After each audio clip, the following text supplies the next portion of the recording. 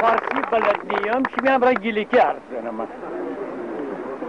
و خواهش کنم اینقدر به فارسی نچسبید. فارسی دوست بداریم چون زبان ملی همه، اما زبان مادری داریم. هیچ قومی فکر نکنم از خود زبان مادری فرار بکنه. چرا ما کار کنید؟ من چند بار آیم گیلان ایسا غصه هم را بگردم می گیلکان دیدم جوانان بخصوص او همه با هم دیگه فارسی گفته نده. چه اصراری داریم؟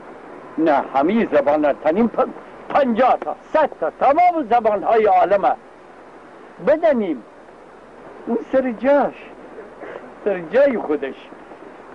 زبان مادری اما یه چیز دیگره. میمار میگواری وقتی تکنده این گیلگی مره خنده حتما